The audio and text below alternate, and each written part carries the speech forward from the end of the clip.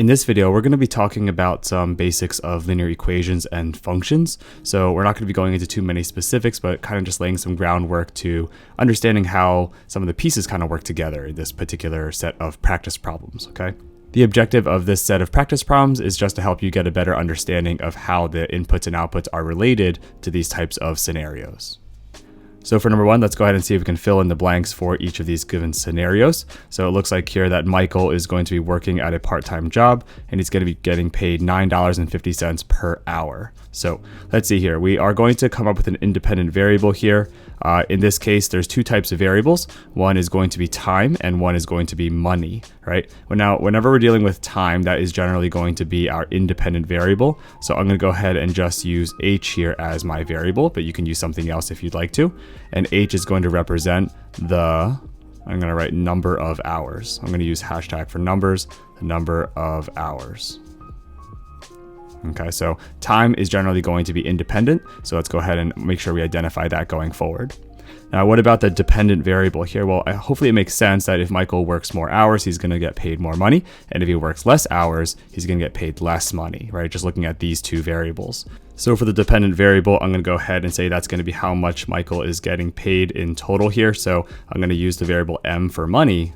So this is going to go ahead and represent the amount of money made. And I'm going to use a $sign for money, and I'm going to say made.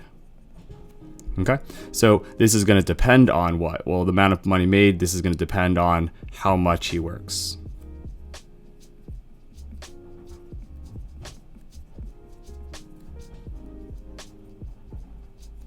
So in this scenario, h represents the independent variable or the inputs, which is letting us know how much Michael's going to work, and m is going to represent how much money that Michael's going to make or the output, and this depends on the input. So that's why this is the dependent variable. Now remember, domain represents the input values or the independent variable values, so that's going to be h. So what are some possible h values that we could be? Well, is it possible that Michael could work 0 hours? Sure. Could he work like 4.5 hours? Sure. Could he also work something like, 17 hours? Sure. So here are three possible different domain values here. You wouldn't want to choose any negative numbers for this particular scenario, just because Michael isn't going to be working negative amount of hours. So any type of fraction or decimal that is above 0 would be okay here. All right. Now, what about the range? Well, the range represents the possible output values. So this is going to be m here, how much money that he could make. If we're talking about, how much he could make $9.50. That's if he worked 1 hour. It's also possible that he could make $19 if he worked for 2 hours. You could be decimals as well, or you could also say that if he works for 10 hours, that would be 95. So here are a few different possibilities for the range values. Now, these h values aren't necessarily related to these m values. So for part E, we're going to come up with 3 hypothetical ordered pairs. So these ones do have to relate to each other. So we're kind of looking for these ordered pairs that are kind of h comma m, which is a little strange maybe at first because you may be used to seeing x comma y. But let's go ahead and come up with some different ordered pairs here that do make sense, right? So for starters, maybe one that's pretty straightforward is just saying specifically if you were to work for, let's just say 4 hours, if h was equal to 4, then what's 4 times 9.5? I believe that's going to be 38. So if you worked for 4 hours, you would make $38, right? So that's a hypothetical ordered pair. Something different, maybe I say something like 7. Well, what if he works for 7 hours? Well, what's 7 times 9.5? Well, if he works for 7 hours and $9.50 per hour, that would be $66.50. Maybe for a third scenario here, what if he works for 11 hours? What's 11 times 9.5? Then it would be, if he works for 11 hours, that would be $104.50. So these would be 3 hypothetical ordered pairs that could be represented in this scenario. All right, let's check out a second scenario here. In this one, we see that Lowen is going to be reading a book. She has 350 pages in total in the book. She just starts reading it now, so she hasn't read any pages yet. And she's going to be reading at a constant rate of 27 pages per hour. Okay, so let's see here. I think what we could do is we could model a constant rate of change here, because as she's reading, every hour she's going to have less pages that she still needs to read in the book, right? So I guess if we can take a look at the scenario here, you could do a couple different things with it, but let's specify what we're doing. So we have two different variables. I think we're going to be talking about pages and time, which is measured in hours. So which one is independent? Well, does the number of pages read depend on the amount of time, or does the amount of time depend on the number of pages? Again, just like before, I think h, which is time, is going to represent our independent variable. And this is going to represent the number. Let me back up here and say represent the number of hours. Okay. And that means our dependent variable is going to be, I'm going to use P for this one. And this is going to be, let me say this is going to represent the number of pages left, right? So I'm going to write, or think about the scenario rather, of how many pages left she has to read here. Okay. This is going to depend on what? It's going to depend on how many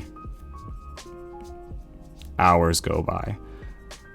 So in these scenarios, we can't really think of too many other variables that you may think of off the top of your head. Like, what if she gets distracted? What if she drops her book? What if, you just have to stick with the two variables that we have in the scenario, which is as time goes on, we know that Lil Wen is going to be reading 27 pages per hour without fail. So try to keep all those what ifs out of your mind and just go with the scenario that we are presented by. Okay.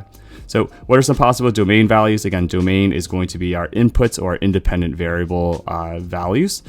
Could she read for 0 hours? Sure. Could she read for 7? Sure. Could she read for 10 hours? Sure. There is a given point though that you want to be careful of here if choosing numbers.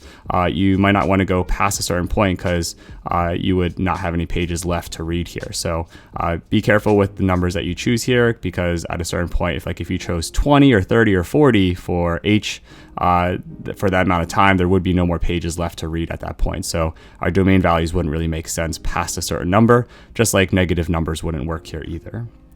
Now, what about possible range values? These are the output values. This is how many pages left that she could have. Could she have 350 pages left? Sure. Could she have only 70 pages left? Sure.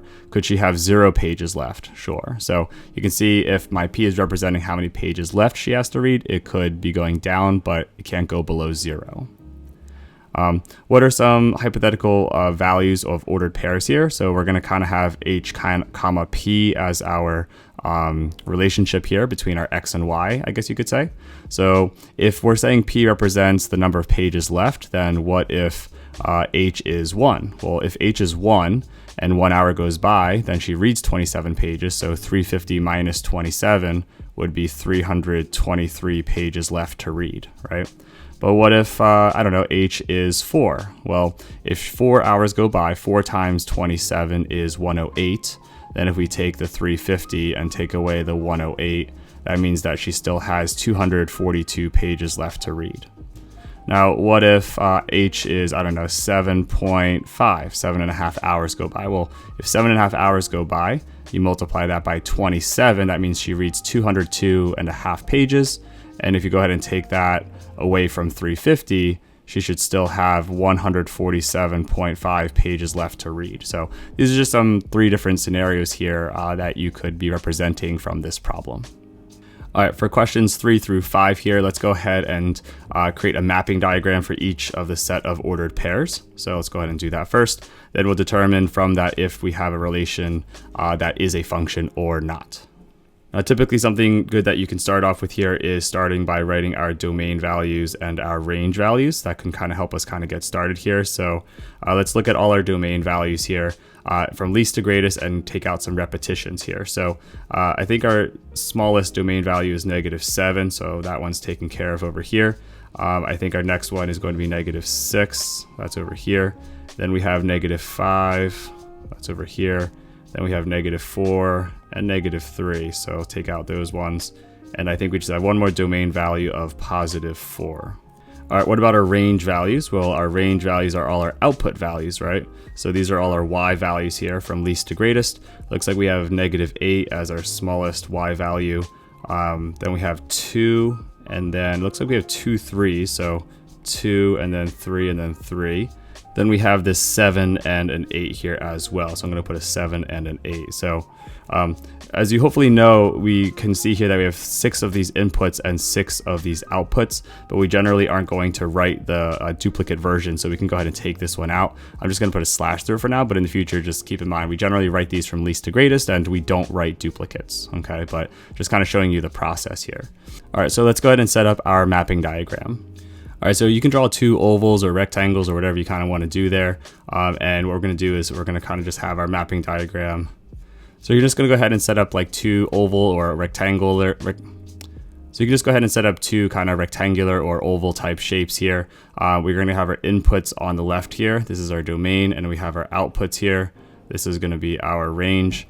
And let's go ahead and just kind of put our values in here. So let's see, we have -7, we have -6, we have -5, -4, -3, and +4.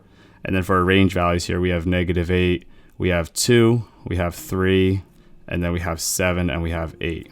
Okay, now for our mapping, let's see, what we're going to do is draw some arrows here. So let's see, from -7, it's going to map to 3, so that's going to be right over here. And then we can see -6 mapped to +3. So that's going to be right over here as well, actually. And then we're going to see that we have the -5 is going to map to +2. Let's go ahead and draw an arrow over here. And then our -4 is mapping to -8. That's right up here. Our -3 maps over to +7. So that's right over here. And then our +4 maps to +8, which is over here.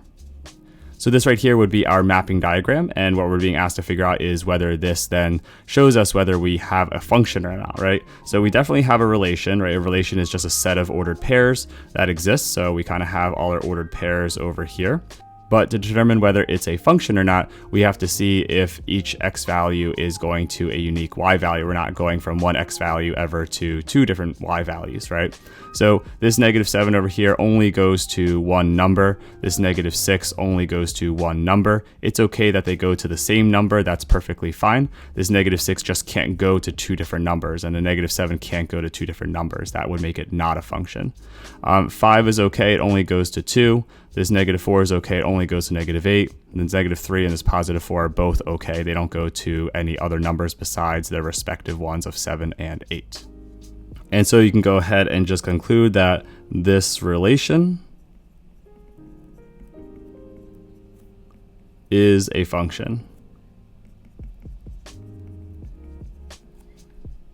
All right, let's try another one here. In number 4, let's see what all the points that we have here are. Let's start with figuring out our domain, and then we'll talk about the range in just a little bit. So for our domain, we have 9, -4, -3, -6, -3, and 4. So what's the smallest out of all these? And we have 1, 2, 3, 4, 5. We have 6 of them. Okay, so -6 looks like the smallest. And then we have -4. And then we have we have 2 -3s here. 2 -3s. And then we have, let's see, I think it's just going to be a 4 and a 9. 4 and 9. Okay, so we do have 2 of these x values, so make sure we get rid of one of those. Okay, but that's not the point of what we're doing right now, so don't worry about that too much. For the range is going to be telling us all the possible output values or the y values. So let's see, the smallest one is -6. I'll start with that one. Then we have these 2 -4s, -4, -4, and then we have 0. And then we have, let's see, 5 and 9. 5 and 9. Oop, I can draw that a little better. Okay, so let's see, we have 1, 2, 3, 4, 5, 6. 1, 2, 3, 4, 5, 6. And then we kind of got rid of this duplicate here. We're going to get rid of this duplicate over here. Okay, so again, when you typically write domain and range, you won't have those duplicates written and you just don't slash it out, just don't write it. But this is fine for now, okay. Let's go ahead and draw our mapping diagram. So here's our mapping diagram kind of set up here, and I'm just going to go ahead and put our input or our domain values in here on the left side. And then let's go ahead and do our output values over on the right side. And just again, get rid of any duplicates that you have. Those aren't necessary. Okay, now what about the mapping here? So -6, just look at your ordered pairs if it's easier. -6 is going to map to -4 here. -4 is going to map to 5. Okay.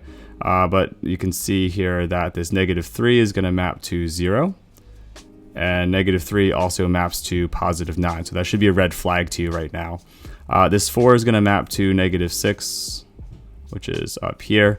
And I think this 9 is going to map to -4, which is right over here. Okay, so you can see here that the big issue that we'd want to identify is the fact that this -3 is mapping to 2 different values here.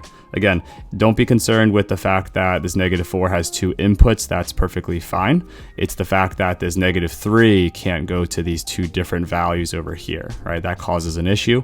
So because of that, we are going to go ahead and conclude that this particular relation, because again, this is a relation, everything that's a set of ordered pairs here is a relation, but this is not a function, or it doesn't represent a function. For a function to be a function, each input can only go to one unique output. All right, let's try one more of these mapping diagram type problems. Here we have 6 more ordered pairs. Let's go ahead and see here. We have the domain. Domain is going to be all the possible inputs, or the x values here. I think the smallest one is -7. We're looking for 6 numbers here, right? So that's 2 numbers, that's -5, 3 numbers, that's -3, 0, that's the 4th number. And it looks like we have 6 and 6 here, so 2 6s. I'm going to go ahead and just slash one of these out because we shouldn't be writing it anyway. And then for the range, let's see, the range possibilities here start off at -5. That's the smallest. And then we have, I think 2 is the next biggest one here. And then we have 3 and 4. Put 3 and 4 here. And then 6 and 6. So it looks like these 6s kind of came up a lot here. 6 and 6. Again, this one's redundant, so get rid of that. All right, so for our mapping diagram here, let's go ahead and put our inputs in. We have -7. -5, we have -3, we have 0, and we have 6. For our output values, we have -5, 2, 3, 4, and 6. Now let's go ahead and see here for mapping here. -7 maps to 6, which is down here. -5 is mapping to +2. We also see here that -3 is going to map to 4, which is right over here. 0 is going to map to 6, which is down here, and 6 is mapping to 3. I think we might be missing a couple here. I think 6 also maps to -5. We had that over here. And then I think, let's see, 0 mapped to 6, but I think -7 also maps to 6. So that's fine, right? So this over here doesn't cause an issue. This is perfectly okay. The 6 is allowed to have more than one number going to it. But are there any that cause an issue? Yeah, I think this 6 over here, this 6 can't map to 2 different numbers here in order for this to be a function. And so just like in number 5, we can say that this relation is not a function. All right, let's check out these last couple problems here. For questions 6 and 7, let's go ahead and plot each of these relations on the coordinate plane. Again, relations are just a collection of ordered pairs. Then we're going to draw a series of vertical lines just for the vertical line test through each ordered pair. And then we're going to state how the vertical lines relate to whether each relation is a function or not, right? So let's go ahead and start by plotting the points here. So let's go ahead and plot these points for -3, 4. That's going to be right over here. Then let's see, for -6, 3, that's going to be 6 to the left. That's going to be 3 up. That's right over here. Then for 0, 5, that starts here and goes up to 5. For 7, -3, we'll go 7 to the right, 3 down, right over here. For -5, 2, let's go 5 to the left. Let's go 2 up. That's right here. For -5, 8, we'll go -5 this way. Then we'll go 8 all the way up to here. Then for 9, 5, we'll go to quadrant 4, right over here. And then for -7, 1, we'll go to here. Okay, now let's go ahead and draw some vertical lines in and see if we can identify from vertical lines whether this relation is a function or not. Because right now, again, this is a relation. All right, so if you draw a vertical line here, it only hits one point, so this one is good to go. If you go ahead and draw another vertical line here through this point, we only hit one point, so this one is also fine. If you draw another vertical line here, notice it goes through 2 points. That should tell you something. A vertical line over here only goes through 1 point. That should tell you something else. Going through this 1 point, that also tells you some information. And then we have 2 more vertical lines that we're drawing over here. So out of all our vertical lines here, hopefully you can make some observations about this. All of these vertical lines went through just 1 point. However, one of these vertical lines, which is the one right over here, went through 2 different points here, which is this point and this point. So if you look at our ordered pairs here, this is when x is -5, so that's here and here. And if you were looking at a mapping diagram, that would be an input going to 2 different outputs here. So based on this, we can go ahead and conclude that this particular relation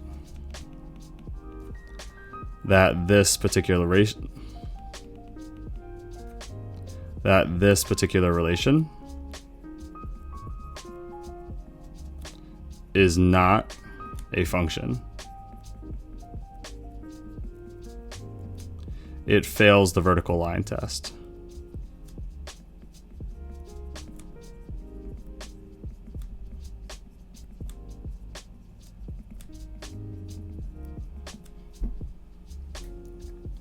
All right, let's take a look at another example here. So let's go start off by plotting our points here. So for 7, -2, that's going to be 7 here and then 2 down.